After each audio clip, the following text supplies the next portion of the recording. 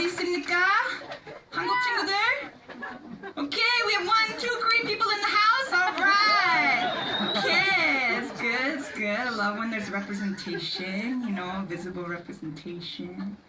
Where are all my immigrant people in the house? People of color in the house. Okay, it's good. It's good. It's nice. Sometimes in Kitchener-Waterloo, I'm surrounded by white people all the time, and it gets a little vanilla.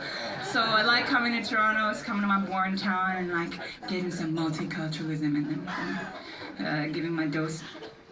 When I used to ask, and where are all my white people at? And then I was like, wait, that's weird. Because now you're just like, this little white supremacist, I'm not gonna stop.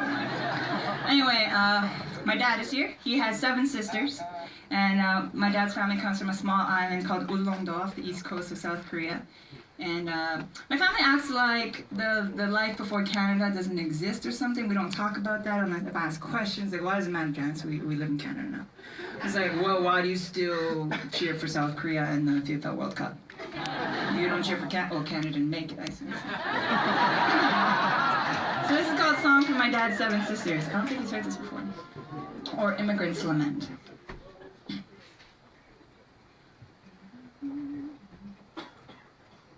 I come from a land that is an island far away. Cross the oceans, over mountains in that turquoise bay. From fishing, faring friends on pebble-pounding shores. Oh, I remember the day I left and would see your face no more. I had known you for so many years since we were young. We discovered our own language and our made-up tongue between our classroom notes and by our 2-piece choir. Oh, we would write and sing our songs together by the midnight fire. You lived off the mountainside above the waterfall. I would scurry up the path and to you I would call. Oh, come outside and see a red bird in the tree.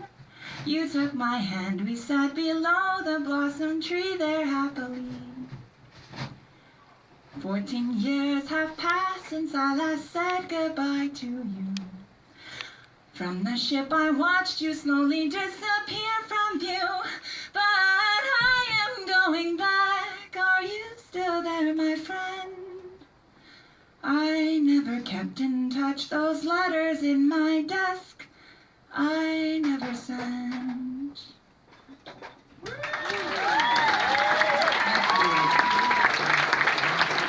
And the next piece is from my homegirl, Sandra O.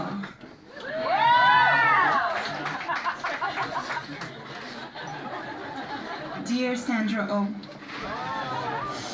thank you for existing and making art. You legitimize me. As far as I can see with these narrow eyes, you're the only Korean Canadian woman on the screen with flat faces and non-folded eyelids.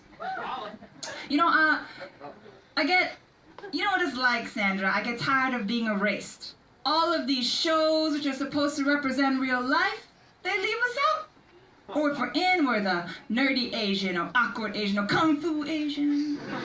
You know what it's like to always be cast as the, comedic relief or the sassy best friend or the tertiary supporting role, a line in the credits appended at the bottom. Never stories where we are centered, always marginalized. Always white people stories, white people problems, and racialized villains, and racialized people needing to be saved. But good-looking white people? No, white people, I love you guys. Most of my friends are white. I went to Laurier. Except for my 2 Asian women friends, I got 2 in Kitchener, who also hang out in downtown Kitchener like me, and people mistake us for each other all the time. Yeah, I guess it's funny. Sandra, I went to this folk music house show recently, and during this particularly appropriate part where the old white guy with dreads was putting on a calypso accent, putting on a Jamaican accent, then singing a calypso-style song he wrote about relaxing. Yeah, the white folks ate that shit up. I left to get some snacks in the kitchen, and in the kitchen this other old white guy says to me, I know you from the stage. And I was like, oh. You were in Miss Saigon. You were the engineer. musical where the Americans go to Vietnam to like save Asian people or something. Yeah, well, we all know how that ended up, right? It's not. And then he says to me, you know, you really look like Sandra Oh. Oh, Sandra. You know, I love you. But we both know, having had more than 10 Asian friends in our lives, that we don't look alike. What am I supposed to fucking say to that shit?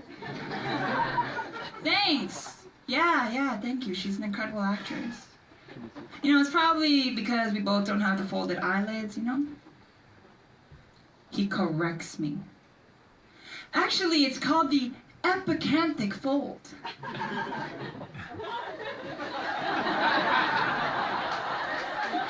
Thank you, white man, for educating me.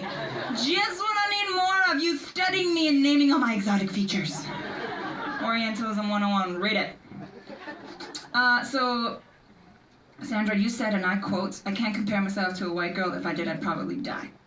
Okay, yeah. I'm gonna try and stop doing that. I'm gonna try and unlearn these ideas I've grown up with, that beauty is exclusively white, that talent is white, or that neutral is white. No, I'm gonna censor myself. Lastly, Sandra, let's talk about how excited I am. Everybody's freaking out that you're leaving Grey's Anatomy at the end of this season. That's right. They better recognize that it's you who carries that show, and it's you's the star. Please autograph this enclosed photograph and send it back in the postage paid envelope I've also included. Thank you, love you lots, Janice. Alright, there you go. I'm coming up to my last poll.